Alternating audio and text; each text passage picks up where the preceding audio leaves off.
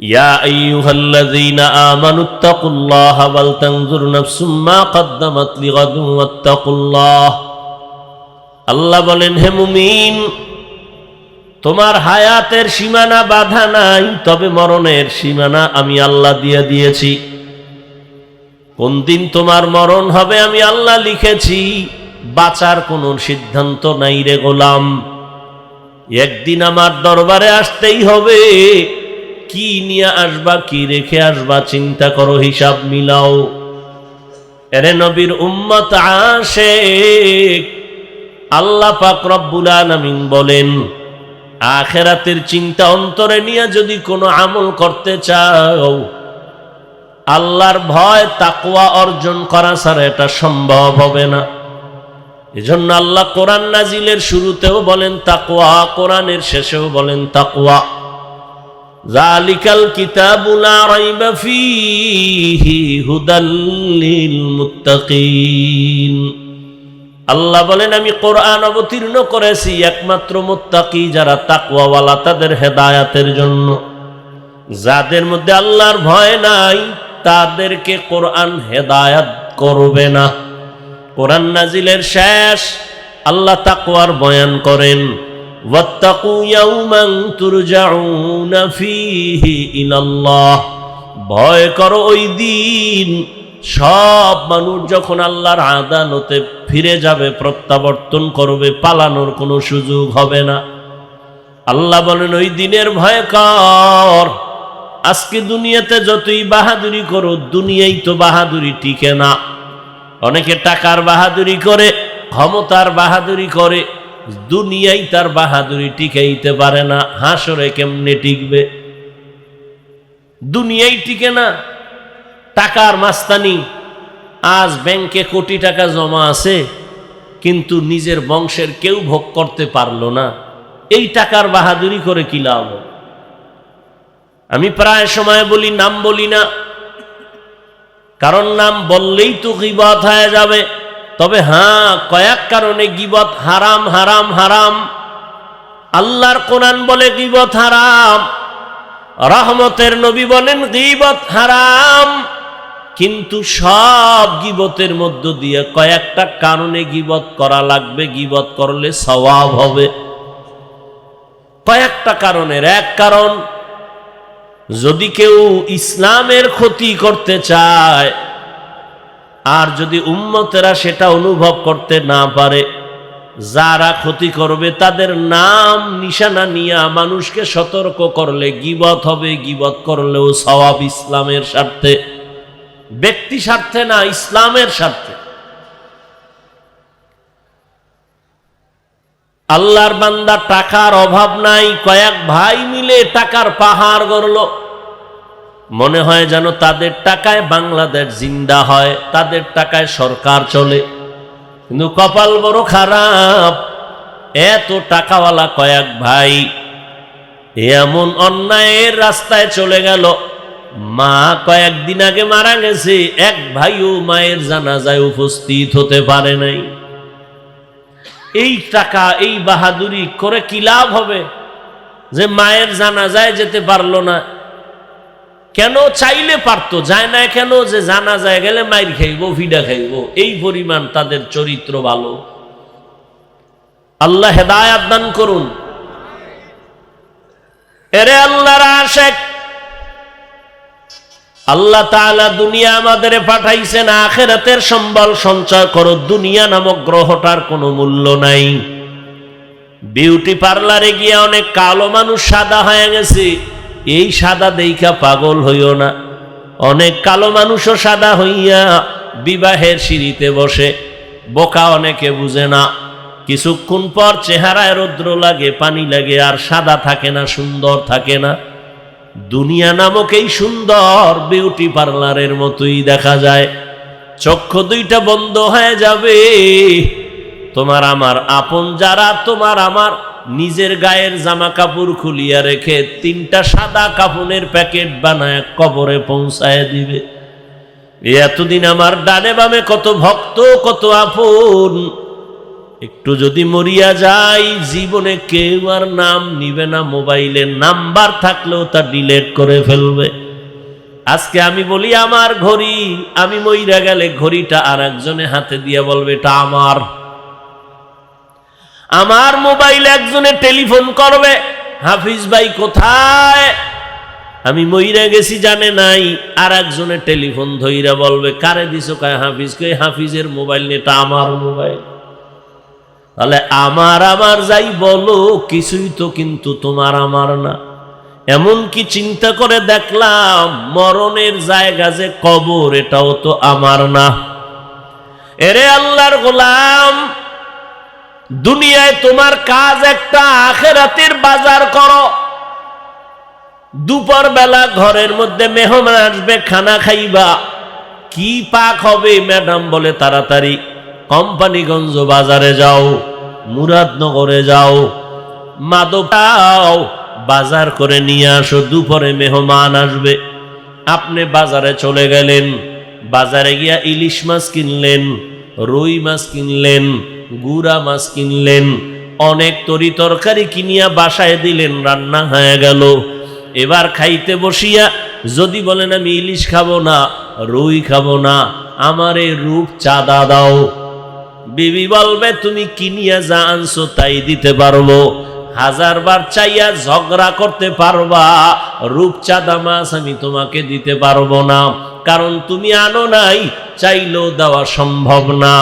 বাজারে গেছো বান্দা, বাজারে গিয়ে যদি তুমি বাজার যাই করে ঘরে নাও, খানার বেলায় দুপুরে তাই পাইবা।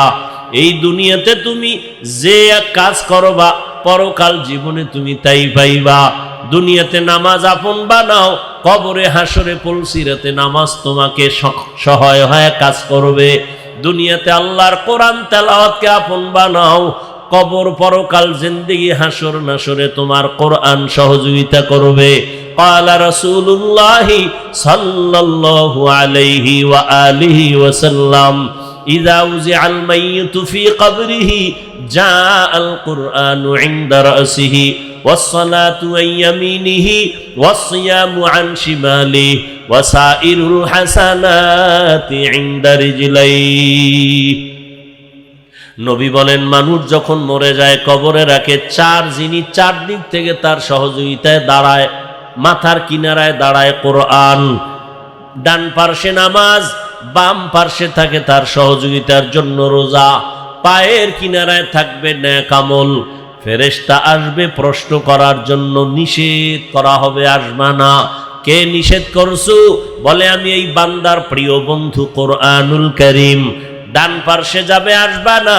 কে নিষেধ করছো? বলে আমি তার নামাজ। বাম পার্শ্বে যাবে আসবা না। কে নিষেধ করলা? বলে আমি এই বান্দার বন্ধু রোজা। পায়ের কিনারায় যাবে বলবে আসবা না। কে? বলে যাবতীয় নেক আমল, মেসওয়াকের আমল, দস্তরখানের আমল। আল্লাহর নবী বলেন ওই কবর তখন বান্দার জন্য জান্নাতের বিছানার ব্যবস্থা হয়ে যাবে। ও আল্লাহর বান্দারা, অনেকে তো কবরের আযাব বিশ্বাস করে না, শুধু করেই না, আযাব নাই বলিয়া বহু বয়ান ইউটিউবে ছাড়তেছে পর্ব আকারে। কবরে কোনো আযাব হবে না। চরমনাইর সৈয়দ ইসহাক রহমাতুল্লাহ আলাই তিনি বলতেন, বাবা কবরে যদি আযাব না হয় ধন্যবাদ, আমিও পেরেশান মুক্ত, তুমিও পেরেশান মুক্ত, কোনো টেনশন নেই। কিন্তু কবরে আযাব হবে তে সন্দেহ নাই, বহু দলিল। হবে না তোমার কথা মেনে নিলাম। যদি কবরে কোনো আযাব না হয়, আমি টুপিওয়ালারও কোনো চিন্তা নাই, তুমি গাঞ্জাখোরেরও কোনো চিন্তা নাই। কিন্তু কবরে গিয়া যদি দেখো নামাজ না পড়ার কারণে আযাব হয়, বলো বাবা সেই দিন তোমার উপায় কি হবে, আমার উপায় কি হবে? আর আযাব হওয়ার তো দলিল প্রমাণ অভাব নাই। রহমতের নবী হাঁটতেছেন, পেছনে সাহাবায়ে কেরাম হাঁটতেছেন। হঠাৎ নবী দাঁড়ায় বলেন, ও সাহাবায়ে কেরাম দাঁড়াও, ওই যে কবর দেখো, কবরের মধ্যে আযাব চলতেছে, তাড়াতাড়ি আমরা একটু দোয়া করে দেই, কবরের আযাব যেন মাফ হয়ে যায়। নবী দোয়া করলেন, এরপরে কবরের আযাব মাফ হয়ে গেল। আমাদের জাতি ভাইদের মধ্যে একদল প্রশ্ন করেই ফেলবে, হাফিজ ভাই ধন্যবাদ আপনাকে, আজকে নবী কবরের আযাব দেখে দোয়া করলেন, তাহলে আপনারা কেন নবীরে গাইবের মালিক মানেন না? নবী যদি গাইব নাই জানে কবরের আযাব দেখলেন কিভাবে? প্রশ্নকারীরা আছে না, এ নিয়ে কিলাকিলি করবে, তো নামাজ পড়বে না। তুমি নামাজ নাই, রোজা নাই, হালাল হারামের ভেদাভেদ নাই, তোমার এই সমস্ত বিষয় নিয়ে তর্ক করার তো কোনো সুযোগই নাই, অধিকারই নাই। একটা মুসলমানের সব থেকে বড় পরিচয় নামাজ।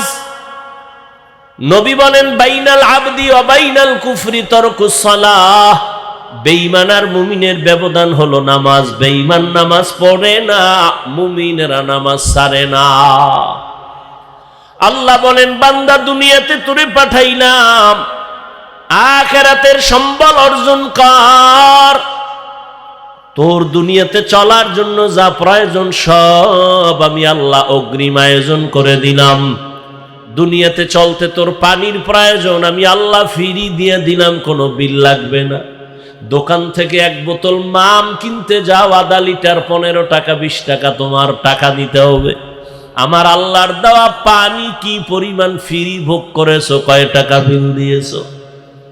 ও বান্দা, আল্লাহ বলেন দুনিয়াতে চলতে তোমার প্রয়োজন আলো, আমি আল্লাহ সূর্য দিয়া চাঁদ দিয়া ফ্রি ভাবে তোমার আলো সার্ভিস দিয়া দিলাম, কোনো বিল চাই নাই।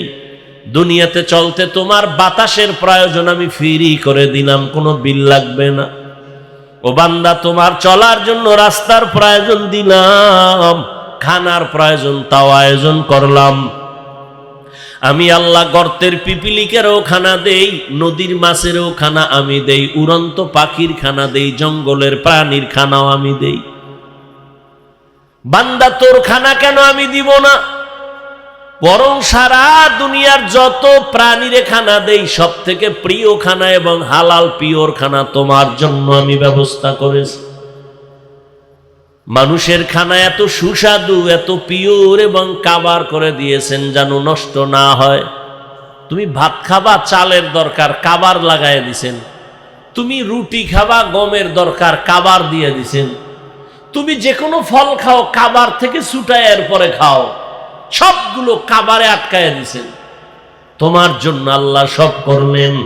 বলো গোলাম, তুমি আল্লাহর জিন্দেগির জন্য, পরকালের জন্য আল্লাহর মহব্বতে কি করেছো? সারা রাত একটা কুকুরের দিকে তাকাইয়া দেখো, মালিকের বাড়ি পাহারা দেয় সারাটা রাত, কোনদিন মালিকের সাথে কুকুর বেয়াদবি করে না।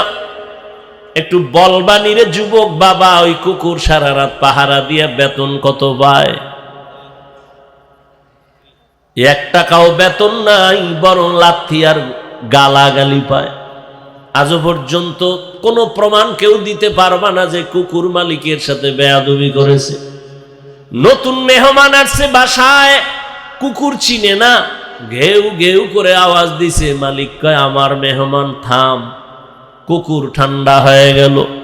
মালিকের লাথি আর গালি খাইয়াও কুকুর মালিকের সাথে বেয়াদবি করে না। আর তুমি একজন আশরাফুল মখলুক মানুষ, আমার মালিক আমার আল্লাহ, ওই মালিক থেকে তুমি কি পাও নাই? সব তুমি পেয়েছো। আল্লাহর দেয়া পানি তোমার বাবায় দেয় নাই, আল্লাহর দেয়া সূর্যের আলো, চাঁদের আলো, জমিনের ফসল খাও, গাছের ফল খাও, আমার আল্লাহর দেওয়া, তোমার বাবা দেয় নাই। রাতের বেলা ঘুমাইয়া যাও, ঘুমের মানুষ তো মরা, ঘুমের সময় তো মরার দোয়াই ভরে মানুষ। আল্লাহুম্মা বিসমিকা আমুতু, ও আল্লাহ তোমার নামে আমি মরতেছি, তোমার নামে মরে যাইতেছি। এমন মরা মরছে, চোর ঢুইকা সব লয়ে গেছে, টের পায় না কি পরিমাণ মরা মরলো। এমন কি মহিলার কানের অলংকার খুইলা নিয়ে গেছে, টের পায় না। আল্লাহ কয় এই মরাতে তোরে যদি আমি আর না উঠাই, তোর বাবা আর উঠাতে পারবে না। মহামারী করোনার ভেতরে কত প্রাণ আমি নিয়ে গেলাম, করোনার বাতাস কিন্তু তোর গায়েও লাগছে রে যুবক। আমি আল্লাহ তোকে নিয়ে যেতে পারতাম, আমি তোর জীবনটা বোনাস দিয়ে দিলাম, তওবা করে সঠিক পথে চল। মহামারী করোনা আমি আল্লাহ তোরে নেই নাই, তোর আপন কত বন্ধুরে নিয়ে নিলাম। ডেঙ্গুতে তোর কত আপন চলে গেল, আমি তোকে নেই নাই। একই গাড়িতে বসে আছো, অ্যাক্সিডেন্ট হয়ে গেছে, 10 জন মরে গেছে, তোরে নেই নাই। এরে বান্দা, ছাত্র জনতার বৈষম্য বিরোধী আন্দোলনে কত তাজা তাজা প্রাণ চলে গেল, আমি আল্লাহ তোরেও নিয়ে যাইতে পারতাম, আমি তোরে নেই নাই। কয়দিন আর বাহাদুরি করবি? আমার দেওয়া নেয়ামত দিলাম সব তোমার জন্য। ও বান্দা, আখিরাতের সম্বল সঞ্চয় করে নাও। হায়াতটা শেষ হয়ে গেলে আর তোমার ডানে বামে কাউকে পাইবা না।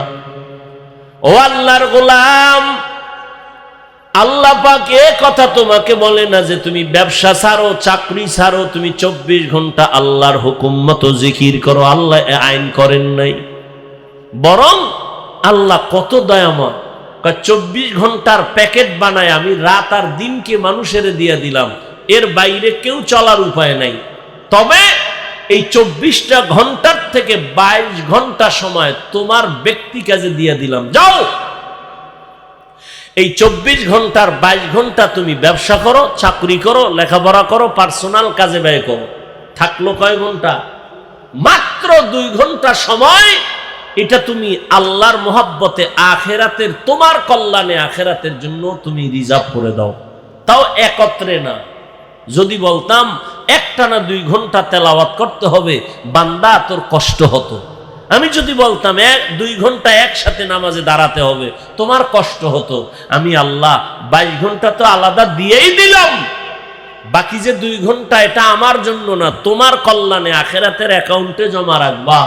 তাও একত্রে না, ভাগ করে দিছি, যাতে তোমার ব্যবসার ক্ষতি না হয়, চাকরির ক্ষতি না হয়, লেখাপড়ার ক্ষতি না হয়। বলে তা কেমনে? ফজরের 4 রাকাত নামাজে 20 মিনিট দাও, এরপরে তুমি আবার দোকানে চলে যাও, দীর্ঘ টাইম দোকানদারি আর অফিস করে আবার জোহরের 10 রাকাত নামাজে তুমি আবার 20 মিনিট দিয়ে আবার দোকানে যাও, অফিসে যাও। তোমার ব্যক্তিকা শেষ, আবার এক ফাঁকে আইসা 20 মিনিট দিয়ে আসরের 4 রাকাত নামাজ পড়ে আবার দোকানে যাও। আবার মাগরিবের 5 রাকাত নামাজে 20 মিনিট দিয়া চলে যাও দোকানে, অফিসে, ব্যক্তিগত কাজে।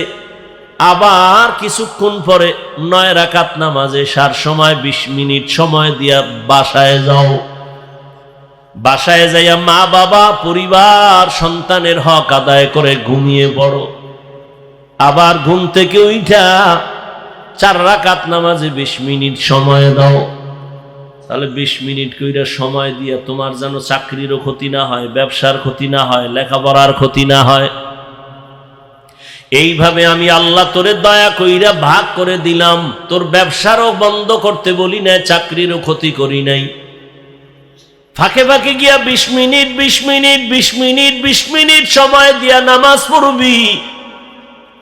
আমি আল্লাহ মুয়াজ্জিনের দিয়া ডাকতেছি, তাড়াতাড়ি আয়, আসসালাতু খায়রুম মিনান নাওম। ও বান্দা, তোর ব্যবসায় পাগল হইয়া দুনিয়ায় এমন মজা পাইছো, ফজরের হাজিরায় তোরে মসজিদে পাওয়া যায় নাই। আমি আল্লাহ রাগ করিয়া খানা বন্ধ করি নাই, বাতাস বন্ধ করি নাই, সূর্যের আলো বন্ধ করে দেই নাই। তুই দরওয়াজা জানালা বন্ধ করে সারাটা রাত একটা মোবাইল হাতে নিয়ে কবিরা গুনাহ, কবিরা গুনাহ, কবিরা গুনাহ দেখে দেখে রাত কাটাইছো। আল্লাহর দেওয়া রাতের ঘুম ছিল তোর শরীরের জন্য মহা ঔষধ। বান্দা, তুই ঔষধ ব্যবহার করো নাই, সারা রাতের ঘুম তুই গুনাহ দেখা দেখা কাটায় দিছো। চেহারাটা আয়নার কাছে নিয়ে দেখ, তোর চেহারার মধ্যে কোনো নূর নাই। আমি আল্লাহ তোর গুনার কারণে, তোর মা জানে না, বাবা জানে না, আমি আল্লাহ তো দেখছি তুই কানের মধ্যে গানের তার লাগায় সারা রাত গুনার কাজ করেছ। আমি আল্লাহ রাগ করিয়া পানিও বন্ধ করি নাই, এমনকি ঘুমের মধ্যে তোর চেহারাও পাল্টাই নাই, যে অন্য নবীর উম্মতের চেহারা পাল্টাইছিলাম, তোরটা পাল্টাই নাই কেন?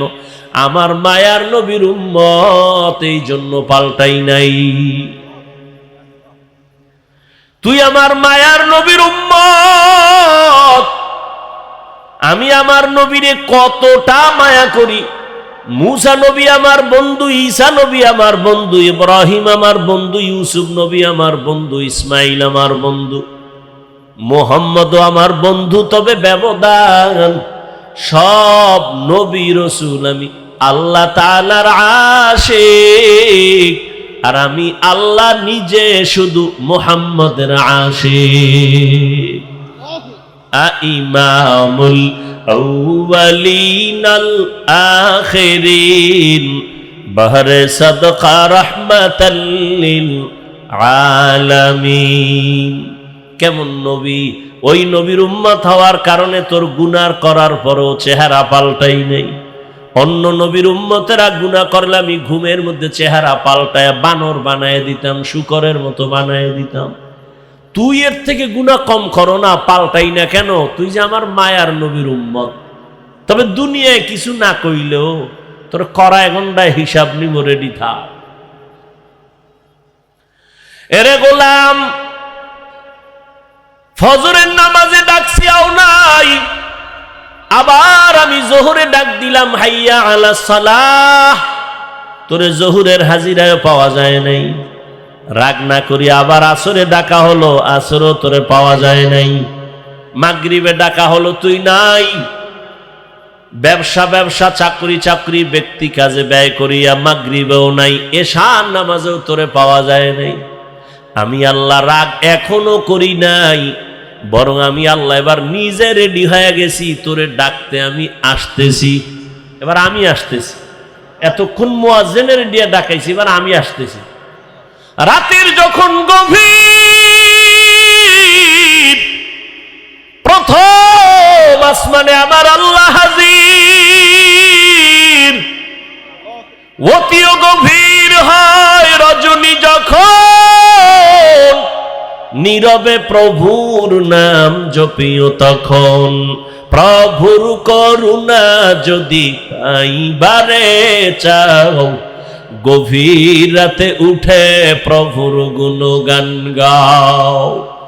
জোহরে পাই না, আসরে পাইলাম না, ফজরে পেলাম না, মাগরিবে পেলাম না, এশায় পেলাম না। এখন আমি আল্লাহর সিয়ায়, আমি আল্লাহ নিজে আইসা ডাকতেছি, আলা মিন মুস্তাগফিরিন ফাগফির লাহ, উদউনি আস্তাজিব লাকুম। বান্দা তুই আর কত ঘুমাবি? নীরব টাইমে তোর একটু ডাকতে আসছি, উঠা আমারে আল্লাহ বইলে একবার ডাক দে। নদীর মাছও ঘুমায়, পাখিরাও ঘুমায়, জঙ্গলের প্রাণী ঘুমায়। আমি আল্লাহ ফাঁকে আইসা ডাকি, বান্দা একবার আমি আল্লাহরে ডাক দাও। একটা বাসায় যাইয়া রাত্র 12টায় দরজা ধাক্কাবি, কেউ খুলবে না, মোবাইলে রিং দিবি, রিসিভ হবে না। মাও ঘুমায়, বাবাও ঘুমায়, খুব খেয়াল করিও। সব ঘুম, মনে হয় মরে গেছে। এত দরজার উপরে ধাক্কা, আওয়াজ নাই, এমন মরা মরছে। কিন্তু তোর আম্মাজানের পাশে একটা বাচ্চা আছে, 8 মাস 9 মাস 11 মাসের বাচ্চা ঘুমায়। দেখ দরজাগুলো এত জোরে জোরে আঘাত করে, মা টের পায় না। মোবাইলে রিসিভ হয় না, রিং হইতেছে, বাহির থেকে রিংটোন আমি শুনতেছি, কিন্তু আমার ঘরের মা শুনে না, ম্যাডাম শুনে না। কিন্তু আম্মাজানের পাশে বাচ্চাটা হালকা করে একটু আওয়াজ দিছে, মা সজাগ হয়ে গেছে। ও বান্দা নজর কর, আমি আল্লাহ তোরে কত আদর করে বানাইছি। আমি আল্লাহ তোরে ভোর রাত্রে, এমন একটা রাত্র নাই যে আমি আইসা তোরে ডাকি না। তোর কি প্রয়োজন বল, তোর টাকা নাই বল, তোর গুনাহ করছো আমার কাছে বল, ভোর রাতে আমি আল্লাহরে ডাক দে। ওরে একটা বাচ্চা যখন মাকে আম্মু বলে ডাক দেয়, যত ঠান্ডা থাক না কেন, কাঁচা ঘুমেও যদি মা থাকে, বাচ্চা যখন আম্মু কয়ে ডাক দিছে, মায়ের ঘুম ভেঙে গেছে। বাচ্চা কয় আম্মু আমি বাথরুমে যাবো, মাত্র মা ঘুমাইছে, কাঁচা ঘুম, মা সব ফালাইয়া বাচ্চা নিয়ে বাথরুমে, বাবা তো ঘুমায়, কোনো খবর নেই। আল্লাহ বলেন দেখ, তোর মা আসল কাঁচা ঘুম বাদ দিয়ে তোর একটা ডাক শুই না তাড়াতাড়ি বাথরুমে নিয়ে গেছে। আইসা মা শুইছে, আবার আর একটা বাচ্চা ডাক দিছে, আমার গরম লাগে কাঁথা দাও, ঠান্ডা লাগে কাঁথা দাও, লেপ কম্বল দাও। মা আবার ওই বাচ্চার আবদার পূরণ করে। ওই মায়ের থেকে তো 99 গুণ মায়া আমি আল্লাহর বেশি। ও বান্দা, তুই জীবন ভর অন্যায় করিয়া যদি একবার মুহাব্বতে ডাক দাও আল্লাহ, ওরে বাচ্চার ডাকে যদি মার কলিজা ঠান্ডা হয়, মায়া জন্মায়, আমি আল্লাহরে যদি একবার আল্লাহ বলে ডাক দাও, আমার কেন মায়া হবে না? আমি তো আলাদা কোনো সন্তান জন্ম দেই নাই, কারো থেকেও জন্ম আমি নেই নাই। ও বান্দা, এত আদর করে তোরে বানাইছি, আমি আল্লাহ তোর ব্যবসা চাকরি লেখাপড়া বন্ধ করে বলি নাই আমারে ডাক দে। বান্দা, তুই ঘুমাবি ঠিক, তবে ভোর রাতের ঘুম তোর স্বাস্থ্যের জন্য ক্ষতি ক্ষতি ক্ষতি। এই যে রাতের ঘুম শরীরের জন্য খোদার কসম শরীরের মহা ঔষধ ফ্রি। তবে চিকিৎসা বিজ্ঞানীরা লিখেছে, গুগলে আকাম করো কা মোবাইলে, ভালো করার তো মোবাইলে বহুত অপশন আছে, নাই? আজকে গুগলে সার্চ দিবি, ব্রেন নিয়ে সার্চ দে, ইউটিউবে সার্চ দে ব্রেন কি। এই খালি ব্রেন নিয়ে গবেষণা ইউটিউব দেখবি, তোর 1 মাস লাগবে এটা বুঝতে। এবার কাগজ কলমে লিখবি ব্রেনের কতটা অপশন আছে ভেতরে, এগুলো কিভাবে কিভাবে তৈরি। চিকিৎসা বিজ্ঞানীরা সবগুলো ডিটেলস গুলো ভিডিও আকারে দিয়ে দিছে। আকাম দেখো কেন? এগুলো দেখে জ্ঞান বাড়াইতে পারো না? জীবনে কি নিয়ে মরবি? বরদোয়া, মায়ের বরদোয়া, বাবার বরদোয়া, শিক্ষকের বরদোয়া, এই শুধু মোবাইলকে কেন্দ্র করে তোর জীবনটা চূড়ান্ত নষ্ট করে ফেললি। না মা তোরে ভালো জানে, না বাবা ভালো জানে, না শিক্ষক ভালো জানে, না আলেম ভালো জানে। তুই এখন মরলে তোর মাও খুশি মনে মনে, যেন একটা বালা মুসিবত দূর হয়ে গেছে। কারণ এই ছেলের চরিত্র এত খারাপ যে কোথাও গিয়া লজ্জায় মুখ দেখাতে পারি না। তুই মরে যাবি, তোর মা খুশি। এবার বুঝ তোর কপাল কত খারাপ। জীবনে কি অর্জন করেছ? মা বাবার বরদোয়া, শিক্ষকের বরদোয়া, এই শুধু মোবাইলকে কেন্দ্র করে বেয়াদুবি বেয়াদুবি বেয়াদুবি। না চরিত্র আছে তোর, না লেখাপড়া আছে, কিচ্ছু নাই। এই মোবাইল দেখতে দেখতে চোখের পাওয়ার শেষ, কিডনি শেষ, হার্ট শেষ, বিবেক শেষ, চরিত্র শেষ। গুগলে সার্চ দে, হুজুরের কথা তো মানবি না, তোর কপাল খারাপ। গুগলে সার্চ দে, চিকিৎসা বিজ্ঞানীরা ডিটেলস লিখে দিছে টাচ মোবাইলে শরীরের কোন কোন অঙ্গের ক্ষতি হয় দেখ। এরপরও দেখবি ইউটিউবে কোরআন তেলাওয়াত দেখতে পারো না? মক্কা মদিনার ইমামের তেলাওয়াত শুনবি, দিল ঠান্ডা হবে, একসময় চোখে বানিয়ে। মানুষের এই দেহ নিয়ে গবেষণা করতে পারো না যে মানুষটারে কেমনে আল্লাহ বানাইছে? চিকিৎসা বিজ্ঞানীরা অধিকাংশ এগুলি দেখে মুসলমান হয়ে যায়। এজন্য আল্লাহ কোরআন শরীফে বলছে, তুমি আমি আল্লাহকে কই খুঁজো, অফি আনফুসিকুম আফালা তুবসিরুন, নিজের মধ্যে খোঁজ, আমি আল্লাহর পরিচয় পেয়ে যাব। এজন্য বহু বৈজ্ঞানিক এই মানুষের গবেষণা করে করে করে করে করে করে মুসলমান হয়ে গেছে। খালি ব্রেন নিয়ে গবেষণা করো, হার্ট নিয়ে গবেষণা করো, দেখবা তোমার চোখ খুলে যাবে। ভিন্ন নেশা করো কেন? কি হতে চাও বলো? রাস্তার পাগলও তো নিজের ভালো বুঝে, তুমি তার থেকেও খারাপ। তোমার তো একটা গন্তব্য নির্ণয় করে চলা উচিত। তুমি কই যাবা? তোমার টার্গেট কি? একটা টার্গেট নিয়ে চলো। তোমার তো কোনো টার্গেটই নাই, উদ্দেশ্য নাই, চলতেছো খাইতেছো বাবারটা। আল্লাহ না করুন যুবক, আল্লাহ বিবেক দিছে, বিবেক দিয়ে একটু বলো তো, আল্লাহ না করুন যদি আজকে বাবা মরে যায়, টোটাল সংসারের হিসাবটা তোমার মাথায় চলে আসবে, আসবে না? এবার তুমি কেমনে সংসার চালাইবা? আছে কোনো চিন্তা তোমার? তুমি বাবার টাকা চুরি করো মোবাইলে এমবি ভরার জন্য, মায়ের টাকা চুরি করো, ও টাকা তো তোমার বাবার না। কোনো বাবা নিজের জন্য কামাই করে না, সন্তানের জন্য, পরিবারের জন্য করে। বাবা না খায় থাকে দুঃখ লাগে না, সন্তান না খায় থাকলে কষ্ট পায়। বাবা না ঘুমাইলে কষ্ট নাই, সন্তান না ঘুমাইলে কষ্ট পায়।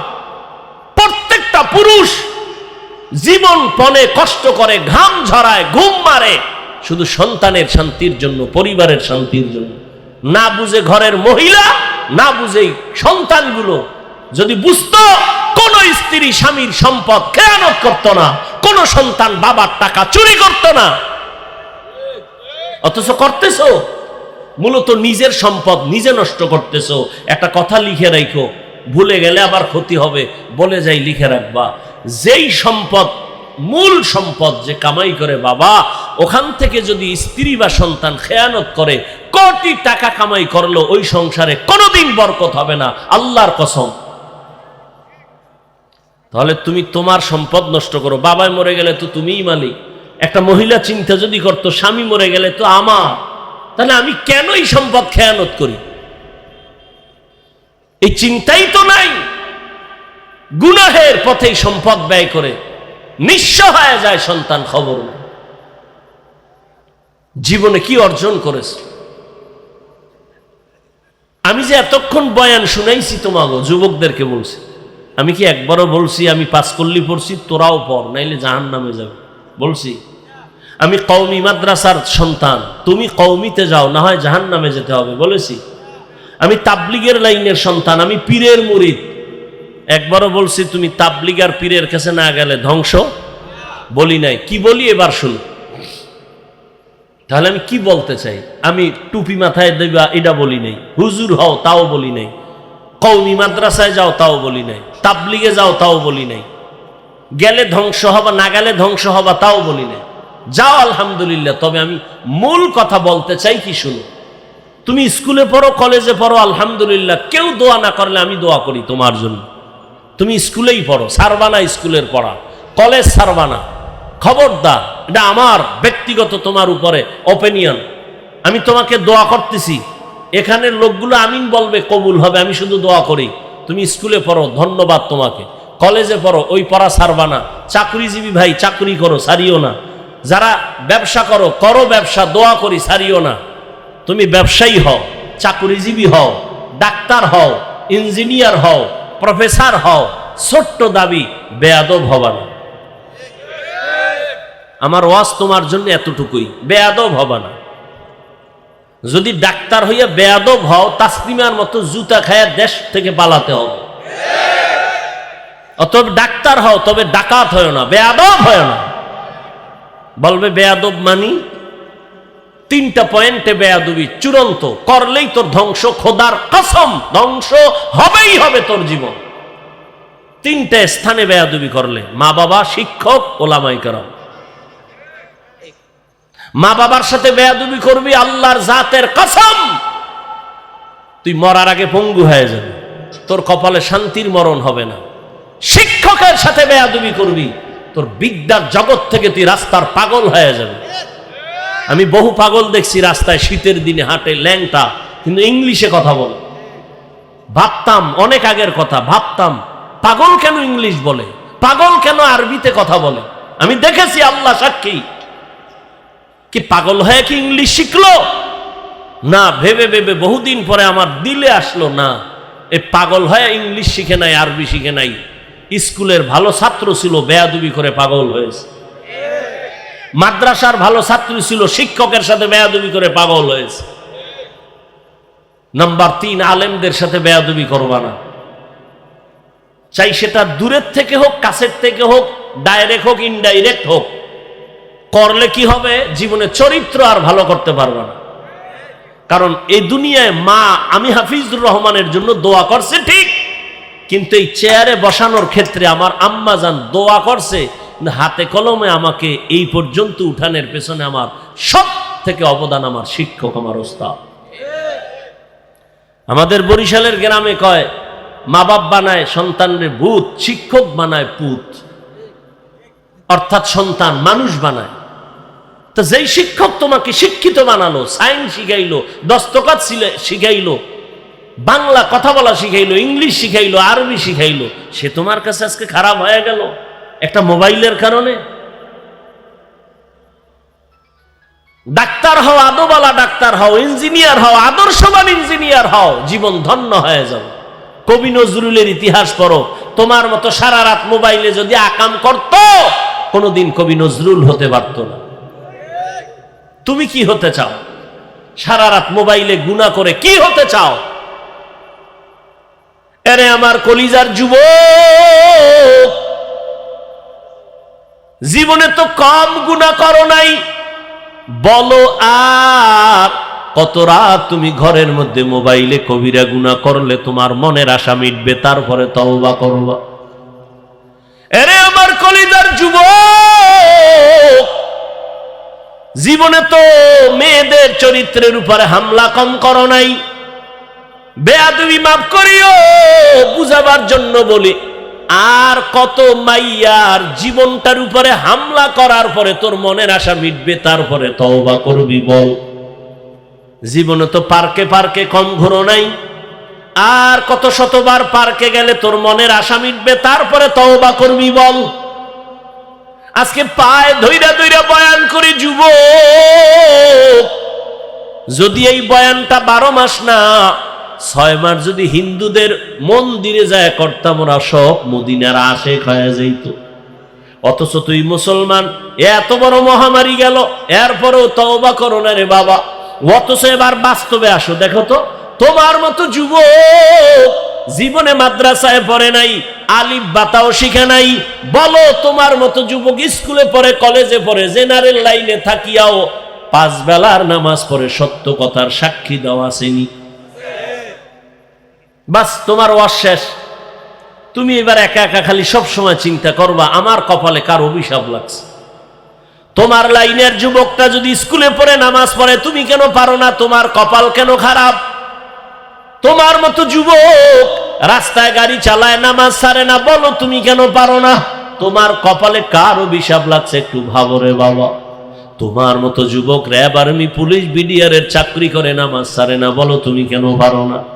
তোমার মতো সন্তান ওসি, ডিসি, এসপি, উকিল, ব্যারিস্টার, ডাক্তার, প্রফেসর, ইঞ্জিনিয়ার, নামাজ পড়ে, দাড়িওয়ালা, ঢাকা বিশ্ববিদ্যালয়ে যাও, জাহাঙ্গীরনগরে যাও, এরকম আরো কলেজে ঘুরো, দেখবা স্কুলে পড়ে কলেজের ছাত্র, বিশ্ববিদ্যালয়ের ছাত্র, মাথায় পাগড়ি লাগানো, লম্বা জামা, লম্বা দাড়ি। কিও তুমি কোন মসজিদের খতিব? বলে না কোন মসজিদে যাব কেমনে, আমি আরবি তো ভালো পারি না। তাহলে এই হালাত কেন? তুমি কোথায় পড়ো? বলে আমি জাহাঙ্গীরনগরে পড়ি, ঢাকা কলেজে পড়ি। তোমার রং কেন এমন? বলে আল্লাহর খাঁটি আলেম যারা, তাদের নেক নজর লাগছে। মা বাবার দোয়া পাইছি, শিক্ষকের দোয়া পেয়েছি। সেদিন একটা সন্তান কলেজে পড়ে বা মাদ্রাসায় গিয়া আমার মতো জামা পরা দোয়া চাইতেছে, হুজুর দোয়া নিতে আসছি। কি কোন মাদ্রাসায় পড়ো? কয় না মাদ্রাসায় ভরি না, কলেজে ভরি। কলেজে পড়ি হালাত কেন? আমি নিয়ত করছি আর পড়মু না, মাদ্রাসায় যাব।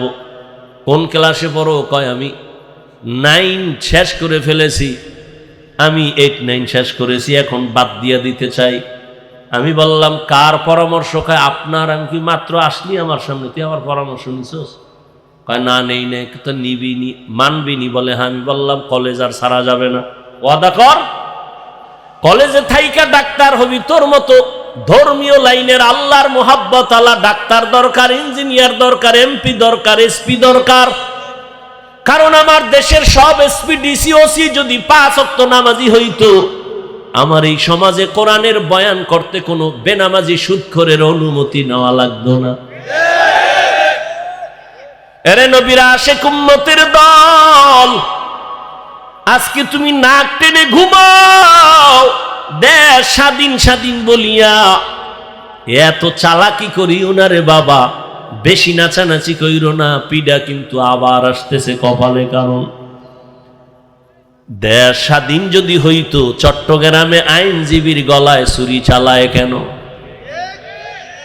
এই নিমক হারাম, ধান্দাবাজার, চান্দাবাজের গোষ্ঠী, স্বাধীন স্বাধীন বলে স্লোগান দাও। কিসের স্বাধীন? মুসলমান স্বাধীন বলবে ওই দিন যেদিন ইসলামের স্বাধীন হবে। স্বাধীন বলে নাক টেনে ঘুমাবি স্বাধীন। এদেশের মাদ্রাসা মসজিদের কমিটিতে কোনো বেনামাজি থাকবে না যেদিন। কিসের স্বাধীন বলো? শিয়ালের হাতে মুরগি দিয়া আমানত নিছো 3 দিনের। শিয়াল কোনদিন মুরগি দিবে? শিয়ালের হাতে মুরগি আমানত রাখা যেমন বোকামি, ধর্মের চাবি সুদখোর বেনামাজির হাতে দেওয়া তেমন বোকামি। দিছে কারা? জিব্রাইল। এই সুদখোর বেনামাজির হাতে ধর্মের চাবি দিছে কে? জিব্রাইল। কে দিয়েছে? আমরা কইতে লজ্জা লাগে, ভোটের আগের রাত্রে পচা পায়খানা খাইছো টাকার নামে, লজ্জা লাগে নাই? বাথরুমে গিয়া 10 গ্রাম তাজা পায়খানা খাইতা, হালাল সাবান দিয়ে কুলি করতা, গন্ধ শেষ। কিন্তু প্রার্থীর থেকে যে টাকা খাইছো, ও জাহান্নামের আগুন দিয়া কুলি করা লাগবে না, গন্ধ যাবে না। স্বাধীন স্বাধীন বলো না, কিসের স্বাধীন? আমি চরমনের মাঠে বলেছি, কাফনের কাপড় রেডি রাখ, আবার আন্দোলন করতে হবে। মুসলমানের আন্দোলন একবার না, জালেমের বিরুদ্ধে আন্দোলন করতে হবে বারবার। কোন জালেমকে ছাড় দেওয়া হবে না। ওলামায়ে কেরাম ক্ষমতা চায় না, এ জাতির মুক্তি চায়। তোমরা ক্ষমতায় থাকো, কিন্তু জুলুম করলে আবার আন্দোলন হবে। ওলামায়ে কেরামের মতো তোমার আপন বন্ধু কেউ নাই, সব চান্দাবাজ আর ধান্দাবাজ। একমাত্র নিঃস্বার্থ তোমার বন্ধু ওলামায়ে কেরাম, আর কেউ না। ছাত্র জনতার বৈষম্য বিরোধী আন্দোলনের সফলতার চাঁদ উঠছে ওই সময় যখন আলেম ওলামা মাঠে নামছে ছাত্র নিয়ে। এর আগে সফলতার চাঁদ উঠে নাই। কিন্তু এত সুন্দর বিজয় হওয়ার পরে কোন আলেম বলছে আমাকে ক্ষমতায় নাও? কে উপদেষ্টা জানার দরকার নাই, জুলুম করলে খবর আছে, আবার আন্দোলন হবে। আল্লাহ হেদায়াত দান করুন। চান্দাবাজি ধান্দাবাজি করবে আর বলবে ইসলামে রাজনীতি নেই। রাজনীতি নাই এরকম কোন ইসলাম দুনিয়ায় নেই। তুমি ইসলামটারে খাটো করো কেন? ইসলাম কমপ্লিট। পৃথিবীতে তোমার জীবনের প্রত্যেকটা পরতে পরতে ইসলামের দিক নির্দেশনা আছে। তুমি পরিবার কেমনে চালাইবা, নবীর আদর্শ সেখানে নাই। আঙ্গুলের নখগুলো কেমনে কাটবা, চুল কেমনে রাখবা, কেমনে কাটবা, জুতা কেমনে পরবা, সেখানেও নবীর আদর্শ। নবী নিজে রাষ্ট্র চালায় দেখাইলেন, আবু বকর রাষ্ট্র চালাইলেন, ওমর ওসমান আলী রাষ্ট্র চালাইলেন, সুলাইমান নবী গোটা দুনিয়া চালাইছেন। এ ঘটনা কোরআনে নাই? ইউসুফ নবী মিশরের অর্থমন্ত্রী ছিল, কোরআনে নাই? কেন বলো কোরআনে রাজনীতি নাই? হ্যাঁ, তোমার পচা রাজনীতি নেই। মানুষ জবাই করো, বাড়ি ঘরে আগুন জ্বালাও, এগুলো ইসলামে নাই। ইসলামে আছে মালিক যেই প্লেটে খাবে, গোলাম ওই একই প্লেটে খাবে। ইসলামে আছে কর্মচারী কাজ করবে, ঘাম ঝরার আগে বেতন দিয়ে দাও। আর চান্দাবাজি ধান্দাবাজির রাজনীতি হলো বেতন পাবি না, আন্দোলন করবি, পুলিশের ভিড়া খাবি, বেতন পরে খাবি। এরে নবীরা আসে করে যুবক। এই জন্য আমি বারবার বলি, আমার সমাজের যুবক যদি লাইনে চলে আসো, গোটা দুনিয়াটা লাইনে চলে আসবে। যুবকের পাওয়ার দেখো নাই? 5 তারিখ কথা কয় না? যুবকের পাওয়ার আছে, তবে এই পাওয়ারটা কামিয়াব হবে না যদি উলামায়ে কেরামের নেক নজর না থাকে। তোমার মেধা দিয়া গোটা দুনিয়া আলোকিত করে নাও, চরিত্র সুন্দর করে আগাও। মনটাকে বুঝাই, ওরে মন আমার কপাল কেন এত খারাপ। আমার মতো যুবক স্কুল কলেজে পড়ে, চাকরি করে, ব্যবসা করে, যদি 5 বেলার নামাজ পড়তে পারে, আমি কেন পারি না? আমার কপাল কেন খারাপ? ও আল্লাহর বান্দারা, তোমার মতো যুবক রাস্তায় গাড়ি চালায়, শ্রমিকের কাজ করে, নামাজ ছাড়ে না, বলো তুমি কেন পারো না? ও পর্দার আড়ালের আম্মা জানেরা, এতক্ষণ আপনাদের সন্তানদের যত বয়ান শুনাইলাম, এগুলো বাস্তবায়নের জন্য আপনার দোয়া লাগবে, অবদান লাগবে। মা বাবার অবদান ছাড়া এগুলো কোনোদিন বাস্তবায়ন সম্ভব না। এ দুনিয়ায় যত ভালো ভালো সন্তান আসছে, সব হলো মায়ের দোয়ার কারণে। গাছ ভালো হলে তো ফল ভালো হবে, মায়ের আদর্শ ভালো হলেই তো সন্তান ভালো হবে। খাজা মঈনুদ্দিন চিশতি আজমিরি রহমাতুল্লাহ আলাই মদিনাতুল মুনাওয়ারা থেকে ভারতে আসছেন কালেমার দাওয়াত নিয়ে। আজমিরে এখন তার মাজার পড়ে আছে। খাজা মঈনুদ্দিনের হাতে ভারতের জমিনে লক্ষ লক্ষ বলে কত, কেউ বলে 90, কেউ বলে 99 লক্ষ বিধর্মী কালেমা পড়েছে। মঈনুদ্দিনের দিলটা খুশি, মায়ের সামনে খুব আনন্দিত, হাসতেছে। আম্মা জান বলে মঈনুদ্দিন এত আনন্দ কেন? বলে মা লক্ষ লক্ষ বিধর্মী আমার হাতে কালেমা পড়েছে। আম্মা জান কয় মঈনুদ্দিন এটা তোর বাহাদুরি না, আমি মায়ের অবদান। খাজা মঈনুদ্দিন চিশতি আজমিরি কয় মা কি তোমার অবদান? মা দুই ফোঁটা চোখের পানি ছেড়ে বলে রে বাবা, তুই যেদিন আমার গর্বে আসছো আমি মা ওই দিন থেকে যায় নামাজে সারা রাত কাটাইছি।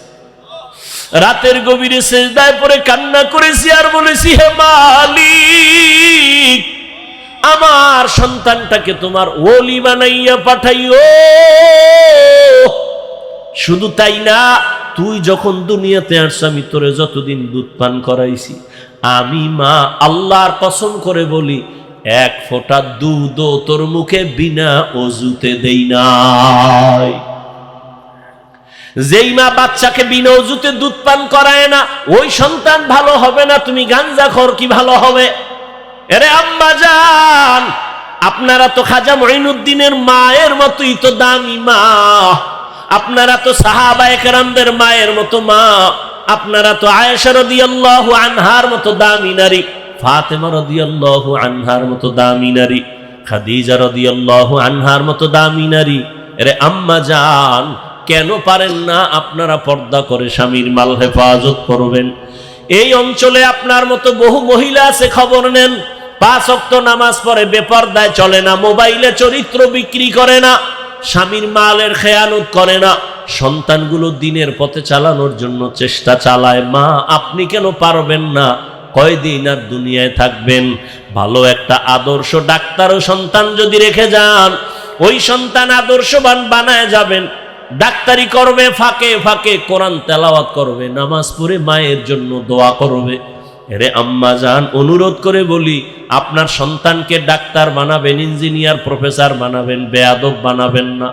সন্তানের আচরণে কোনোদিন যেন মা বাবা কষ্ট না পায়, আপনার সন্তানের ব্যবহারে কোনোদিন শিক্ষকেরা যেন কষ্ট না পায়, আপনার সন্তানের আচরণে কখনো যেন আলেম ওলামা কষ্ট না পায়। ও আমার যুবক, এখনো সময় আছে, তওবা করে নাও। মনে মনে আল্লাহকে বলো, হে মালিক, এই ময়দানে মনে হয় আমার মতো গুনাহগার কেউ নাই।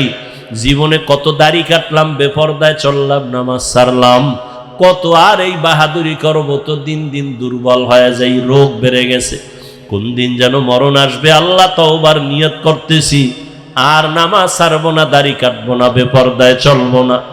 আল্লাহর মুহাব্বত নিয়ে যদি তওবা করতে পারো, তবে সবার নসিবে তওবা হবে না। আবু জাহাল নবীরে 13 বছর দেখলো, বয়ান শুনলো, কালেমা পড়ে নাই। আর ওমরের মতো বান্দা 27 বছর বয়সে নবীরে জবাই করতে গিয়া কালেমাওয়ালা হয়ে গেল। ঠিক এই জমিন আবু জাহালের মতো কিছু নিমক হারাম, হাজারো বয়ান শুনবে, তারপরও তওবা করবে না। আর ওমরের মতো কিছু গোলাম মেজাজ নিয়ে বসবে, গুনার কথা স্মরণ করে কান্না করে তওবা করে ফজরে মসজিদে হাজির হয়ে যাবে। মনেরে বুঝায় বলবে, আর কত, জীবনে তো কম দাড়ি কাটলাম না, পার্কে পার্কে কম ঘুরলাম না, এখন আর কত ঘুরবো? তওবা করিয়া নিলাম, আর পার্কে যাব না, গুনাহ করব না, মোবাইলে অপরাধ করব না, নামাজ ছাড়ব না, মা বাবার সাথে বেয়াদবি করব না, শিক্ষকের সাথে বেয়াদবি করব না, ওলামায়ে কেরামের নেক নজর আর দোয়া নিয়া নবীর পরামর্শ, নবীর সুন্নাত অনুযায়ী চলবো। এমন তওবা করার মতো যদি ভাগ্যবান কোনো আল্লাহর গোলাম এখানে থাকো, ও যুবক, বৃদ্ধ, বাবাজি, পর্দার আড়ালের মা বোনেরা, তওবার নিয়ত যদি অন্তরে থাকে, মুনাফিকি দুর্বলতা যদি না থাকে, খাঁটি তওবার নিয়ত যাদের আছে, দুটো হাত আমার আল্লাহকে দেখাইয়া দাও।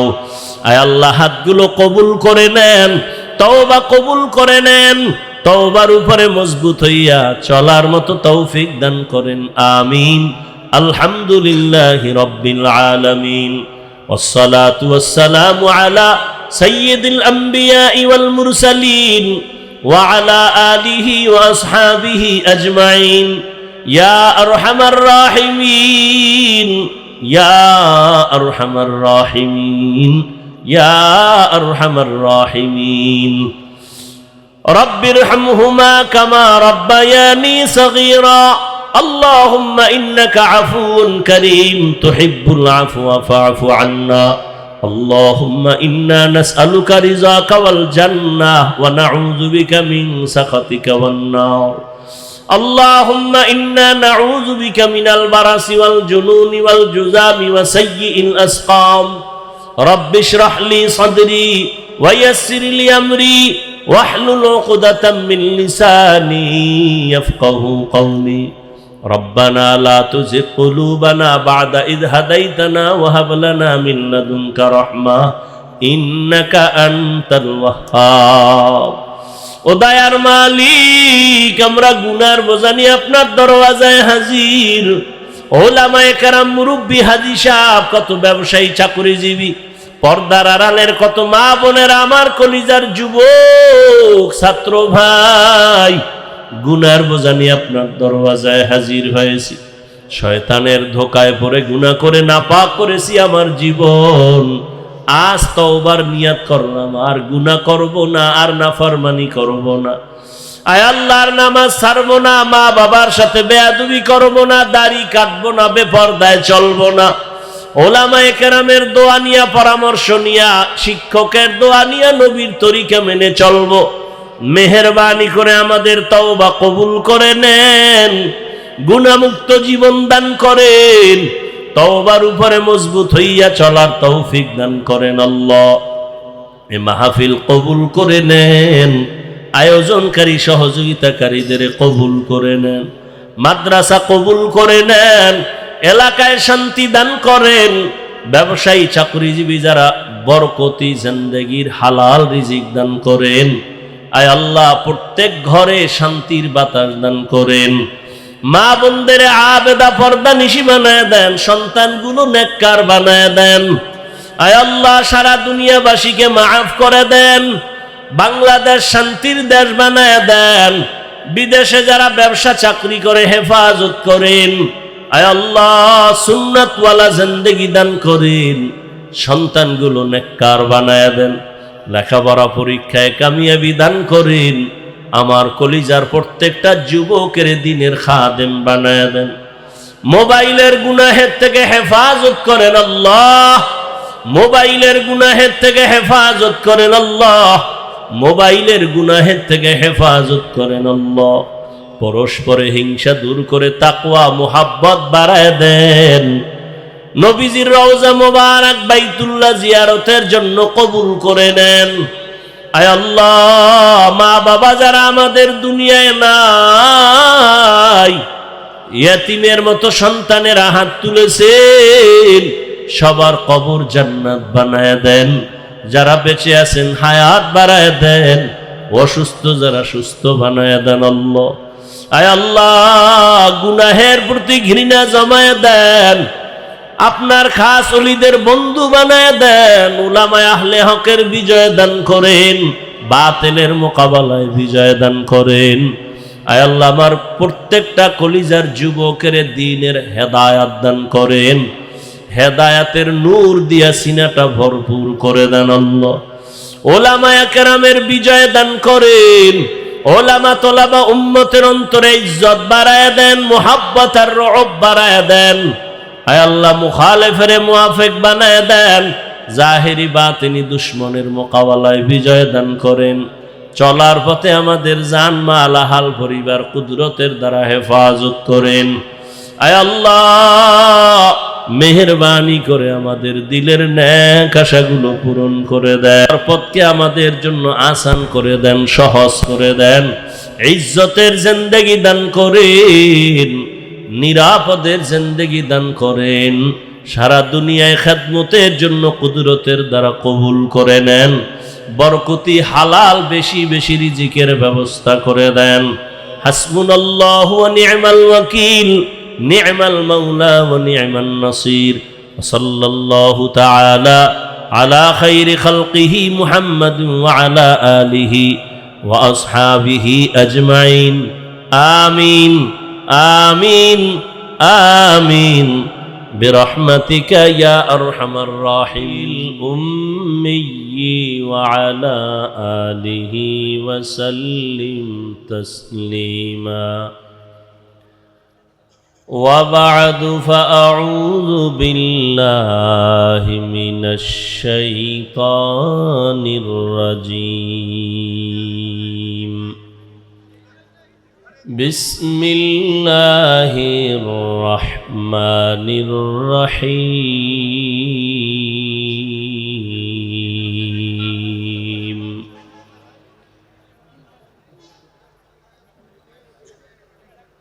يا أيها الذين آمنوا اتقوا الله يا أيها الذين آمنوا اتقوا الله ولتنظر نفس ما قدمت لغد واتقوا الله إن الله خبير بما تعملون.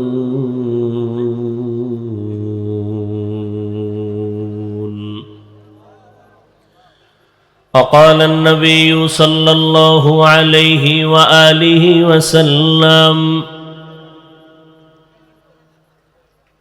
اتق المحارم تكن أعبد الناس أو كما قال النبي عليه الصلاة والسلام. صدق الله مولانا العظيم صدق رسوله النبي الأمي الكريم ونحن على ذلك من الشاهدين والشاكرين والذاكرين والحمد لله رب العالمين. سبحانك لا علم لنا إلا ما علمتنا إنك أنت العليم الحكيم. رب اشرح لي صدري ويسر لي أمري واحلل عقدة من لساني يفقه قولي. حقیقت کھل جائے گی بوقت امتحان تیرے حقیقت کھل جائے گی بوقت امتحان تیرے کہ سستی میں یا محنت میں گزاری زندگی تو نے کہ سستی میں یا محنت میں گزاری زندگی تو نے. محمد نے آ کر کفر کو مٹایا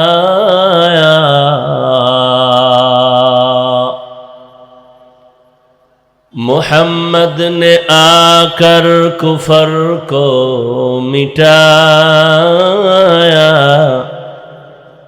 کفر کو مٹا کر صداقت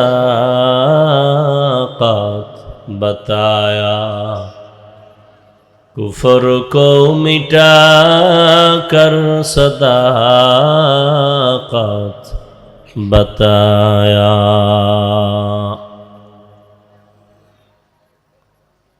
দারুল কোরআন ইংলিশ ভার্সন মাদ্রাসা কর্তৃক আয়োজিত ইসলামী মহাসম্মেলন 30 ডিসেম্বর 2024। উপস্থিত মুহতারাম সম্মানিত সভাপতি হযরত উলামায়ে কেরাম, অত্র অঞ্চলের বিভিন্ন স্থান থেকে আগত আল্লাহ পাকের আশিকিন, জাকিরিন, শাকিরিন, মুহিব্বিন, মুরব্বিয়ান আযম, কলিজার টুকরা আমার সমবয়সী যুবক বন্ধুগণ, স্নেহের ছোট ভাই, পর্দার আড়ালে মা বোনেরা, আল্লাহ পাকের দরবারে শুকর যে আল্লাহ পাক আমাদেরকে কবুল করেছেন, সুস্থ রেখেছেন, পৃথিবীর শ্রেষ্ঠ মজলিসে হাজারো লাখো মানুষের মধ্য থেকে বাছাই করে আমাদেরকে হাজির হওয়ার তৌফিক দান করেছেন। নিয়ামতের শুকর আদায়ার্থে ইমানের আওয়াজকে উঁচু করে জবান খুলে দিল থেকে পড়ি আলহামদুলিল্লাহ।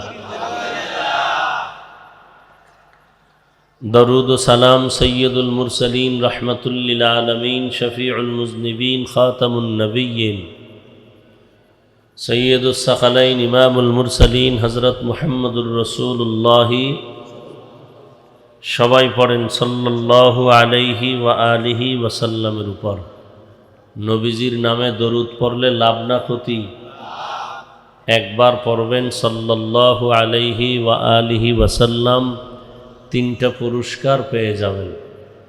প্রথম পুরস্কার 10টা গুনাহ মাফ হয়ে যাবে, দ্বিতীয় পুরস্কার 10টা নেক আমল নামায় যোগ হবে, তৃতীয় পুরস্কার আল্লাহর দরবারে 10 গুণ মর্যাদা বেড়ে যাবে। 10টা গুনাহ যে মাফ করবেন, সে 10টা গুনাহ আল্লাহ নেক দ্বারা পরিবর্তন করে দিবেন। যাদের আয়োজনে আজকের এই প্রোগ্রাম, সময় পরামর্শ অর্থ দিয়ে দোয়া করে উপস্থিত হয়ে মাইক লাইট প্যান্ডেলের ব্যবস্থাপনার মাধ্যমে সহযোগিতা যারা করেছেন, প্রত্যেককেই আল্লাহ পাক এ খেদমতের বরকতে দুনিয়াতে শান্তি, পরকালে চিরমুক্তির ব্যবস্থা করে দিন। হযরত উলামায়ে কেরাম আলোচনা করেছেন। আমার পরে আছে কেউ? আপনারা ধৈর্যের সাথে শ্রবণ করেছেন। উলামায়ে কেরামের কথাগুলো সহি তরিকায় সকলকে আমল করার তৌফিক দান করেন। আরও আস্তে করে বলেন আমিন। উলামায়ে কেরামের ইজ্জতকে আল্লাহ বেশি বেশি বাড়ায় দেন। উলামায়ে কেরামের ইজ্জত যতদিন থাকবে, উম্মতেরও ইজ্জত থাকবে। উলামায়ে কেরামের সম্মান যদি কমে যায়, উম্মতের সম্মানও কমে যাবে। যেমন কোনো বিবাহের অনুষ্ঠানে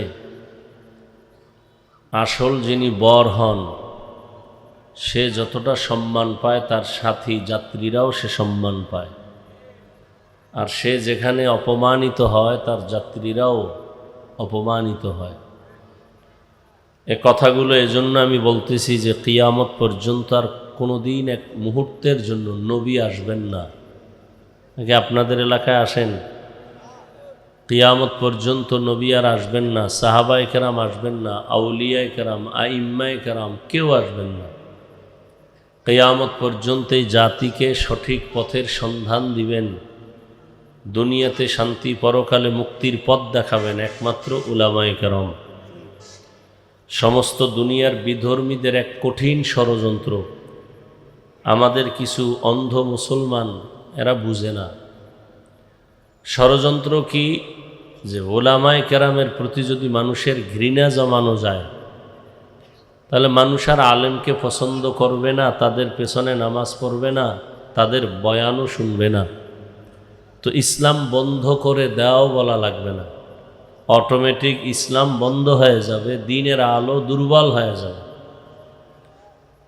এ কারণে আলেমদের বদনাম ছড়ানো একটা আন্তর্জাতিকভাবে চক্রান্ত। মূলত আলেমের বিরোধিতা করা, ইসলামকেই ছোট করা। এটা অনেকে না বুঝে উল্টাপাল্টা কথা বলে, মন্তব্য করে, লেখালেখি করে। দিন শেষে দেখেন মানুষ যারা একটু দিনের দিকে আকৃষ্ট বা বিধর্মী, সবাই বলে দূর, ইসলাম ভালো না, আলেমদের মধ্যে মিলতাল নাই, একে অপরের বিরুদ্ধে। সর্বশেষ দেখা যায় যে ইসলামের উপরে বদনাম চলে আসে। এই জন্য উলামায়ে কেরামের সম্মানের দোয়া করা, আল্লাহ তাদের ইজ্জতকে বেশি বেশি বাড়ায় দেন। আমি আপনাদের দোয়া নেওয়ার পাশাপাশি সংক্ষেপ 2-4টি কথা বলার নিয়তে কোরআনে হাকিমের এক টুকরো আয়াতে কারিমা তিলাওয়াত করেছি, নবীজির হাদিস থেকে একটু হাদিস পড়েছি। ইখলাস ও রুহানিয়াতের সমন্বয়ে সহি নিয়তে, সহি তরিকায়, সহি কিছু কথা বলার মতো, আপনাদেরকে শুনবার মতো দয়াময় আল্লাহ তৌফিক দান করেন। নামাজ যখন চলে, তখন দেখলাম মাঠে মানুষ কম। নামাজের পরে এরা কইতো নাইল, এরা জিন না অন্য কিছু। নামাজ পড়ে নাই, কি বিড়ি টানতে গেছিল? আল্লাহ মজলিস কবুল করেন। ইয়া আইয়ুহাল্লাযীনা আমানুত্তাকুল্লাহা ওয়াল তানজুর নাফসুম মা কদ্দামাত লিগাদিন ওয়াত্তাকুল্লাহ। আল্লাহ বলেন, হে দুনিয়ার মুমিন, তোমরা আল্লাহকে ভয় করো, তাকওয়া অর্জন করো, এবং ভবিষ্যৎ তোমার একটা জিন্দেগি আছে, ওই জীবনের জন্য খেয়াল করো তুমি কি সঞ্চয় করেছো, কি অর্জন করেছো। ওয়াত্তাকুল্লাহ, আবার আল্লাহ বলেন আমাকে ভয় করো।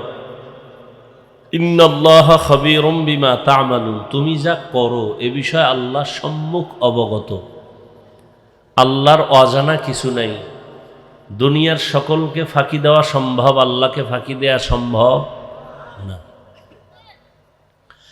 নবীজি বলেন, ইত্তাকিল মাহারিম তাকুন আবাদান নাস, আল্লাহর নিষিদ্ধ জিনিস থেকে নিজেকে বাঁচাও তো মানুষের দরবারে আল্লাহ মর্যাদা বাড়ায় দিবেন। দুনিয়াতে আসছি, একদিন যেতে হবে। যাওয়ার কোন দিনটা আমার নির্দিষ্ট করা আল্লাহ তা লিপিবদ্ধ করে এরপরে পাঠিয়েছেন। আসার পরে লেখেন নাই, লেখার পরে পাঠিয়েছেন। তো বিদায় হতেই হবে, চাইলেও থাকা যাবে না। ভাই ইকো কমাও, ইকো হয় কেন? চাইলেও থাকা যাবে না, যেতে হবেই। হিসাব দুইটা, কি রেখে যাব কি নিয়ে যাব। যদি কিছু রেখে যেতে চাই তাও দুনিয়াতে অর্জন করতে হবে, সাথে কিছু নিতে চাইলেও দুনিয়ার থেকে অর্জন করতে হবে। আর দুনিয়া মাজরাতুল আখেরা, দুনিয়া হলো আখেরাতের ফসল কামাইয়ের জায়গা। দুনিয়া আল্লাহ কেন দিছেন? আখেরাতের কিছু সম্বল সঞ্চয় করার কাজের জন্য। মূলত দুনিয়া কোনো কাজের জন্য না, দুনিয়া আমাদের জন্য না। হাদিসে পাকে নবী বলেন, দুনিয়া নামক গ্রহটার সম্মান যদি মান দাম এক বিন্দু, বলতে একটা মশার পাখা এই পরিমাণও থাকতো, তো কোনো বেদিনকে আল্লাহ এক ঢোক পানি পান করার সুযোগ দিতেন না। অর্থাৎ এ দুনিয়ার দাম আল্লাহর কাছে মোটেও নেই। তো দুনিয়ায় পাঠাইলেন কেন? আখেরাতের সম্বল সঞ্চয় করার জন্য। এখান থেকে যা আমরা সঞ্চয় করব, মরণের পরের জিন্দেগিতে আল্লাহ এটা আমাকে দিবেন। হায়াত দেখতে না দেখতে অর্ধেক শেষ। যার বয়স 30 বছর, আল্লাহ যদি বাঁচান তা আর 30। কারণ উম্মতে মুহাম্মদীর হায়াত গড়ে 60 থেকে 70, এর বেশি না। তাহলে 30 বছর যার হায়াত শেষ, আর বাকি 30 আল্লাহ বাঁচাইলে বাঁচবে। কিন্তু এই 30 বছরে অর্জন কি করছেন? আমার কলিজার যুবক বাবারা এমন কিছু অর্জন করছে যে বাকি 30 বছরও বিফল। এমন কিছু অর্জন করছে এই 30 বছরে যে আল্লাহ যদি আরো 30 বছর বাঁচায় রাখেন তো এই 30 বছরও নষ্ট। মানি মুসলমানদেরকে দুনিয়ার থেকে ঈমান হারা করার জন্য চতুর্মুখী ষড়যন্ত্র চলতেছিল, চলতেছে, চলবে। আমরা বুঝি না। বাংলাদেশে দাঁড়ায় কোনো বেঈমান ইহুদি খ্রিস্টান কোনো হিন্দু বলে নাই সকালের মক্তব বন্ধ করে দাও, কেউ বলে নাই।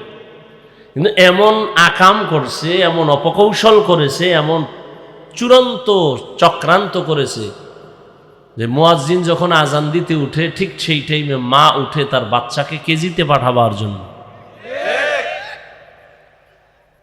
তো এখন সকালবেলা স্কুলে নিতে হবে সন্তানকে, বই ফ্রি, নাস্তা ফ্রি, গাড়ি ফ্রি। বলা লাগে নাই মক্তব বন্ধ করে দাও, অটো বন্ধ হয়ে গেছে। কিন্তু আমাদের ব্রেন খুব দুর্বল, অনেক ভালো কিন্তু কাজে লাগাই না। দুনিয়ার সমস্ত বিধর্মীদের থেকে মুসলমানের ব্রেন, জ্ঞান, মেধা খুব তাজা। এর মধ্যে আবার 40-এর মধ্যে যাদের মেধা আছে, বয়স আছে, তাদেরটা আরো তাজা।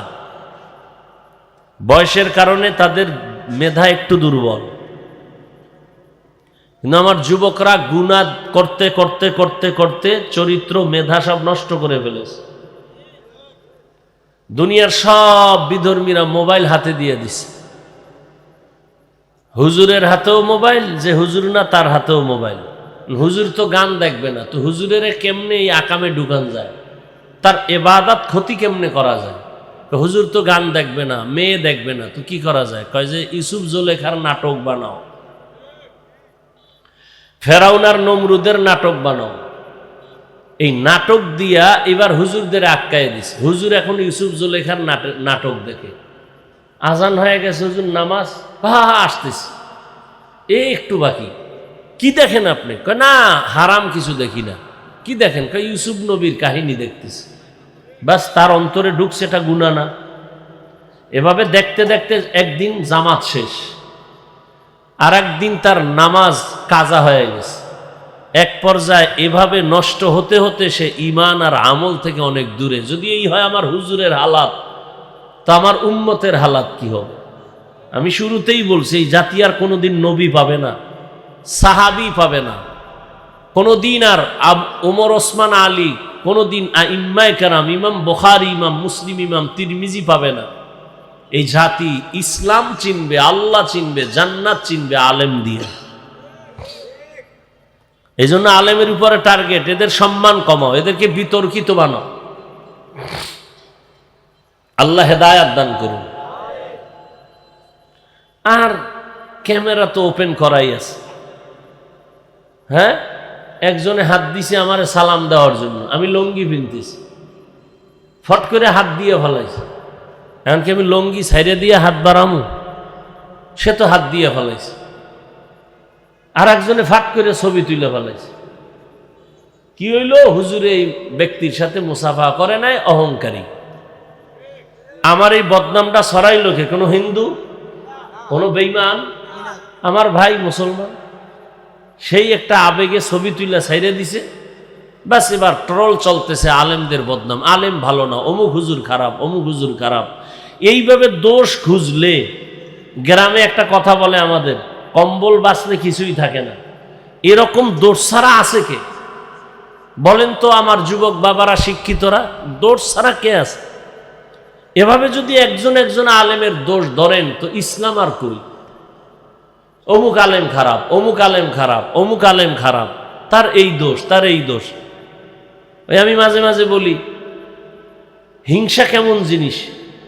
বাড়ির পাশে প্রতিবেশীর ছেলে গরিব, কিন্তু ছেলের মেধা ভালো, পাশের ঘরওয়ালা বড় লোক, এর সহ্য হয় না।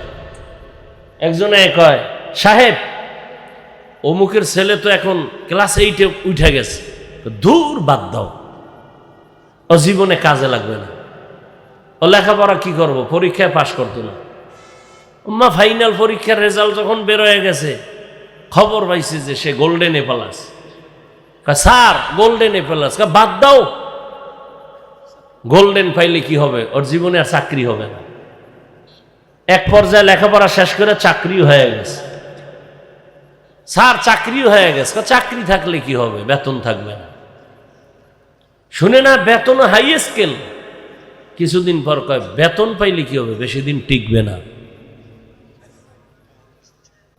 এই হিংসার দাবানলে সব আমরা আটকায় গেছি।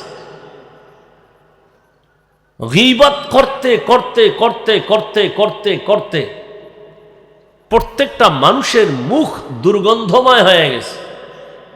এই পরিমাণ দুর্গন্ধ যে মেসওয়াক কেন, ব্রাশ কেন, কোনো মেডিসিনে আর মুখের দুর্গন্ধ যাবে না। কারণ গোশত খাইলে মুখে ব্রাশ করা লাগে না, তো গোশত খাইতেই আছে, খাইতেই আছে, খাইতেই আছে, কোনোদিন মুখ ধোয় না, অনবরত গোশত খায়। কির গোশত খায়? মরা ভাইয়ের গোশত খায়।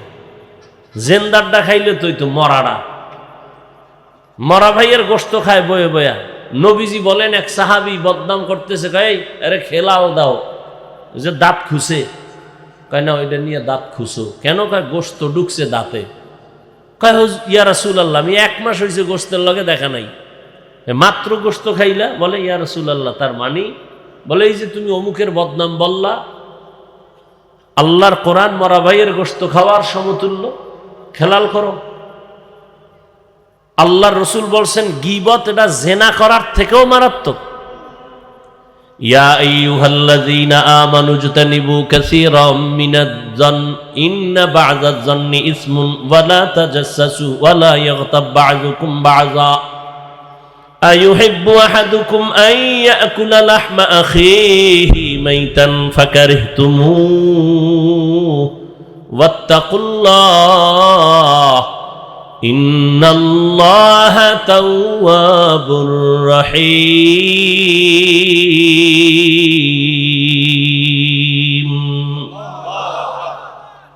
আল্লাহ বলেন, হে মুমিন, তোমরা খারাপ ধারণা থেকে নিজেকে বাঁচাও। এমন কিছু খারাপ ধারণা মানুষকে চূড়ান্ত গুনাহের রাস্তায় নিয়ে যায়। আল্লাহ নিজে বলেন, এই মুমিন, তোমরা কি পছন্দ করো তোমাদের মরা ভাইয়ের গোশত খাবা? আল্লাহ বলেন নিজেই ফাকারিহতুমুহ, না তোমরা পছন্দ করো না।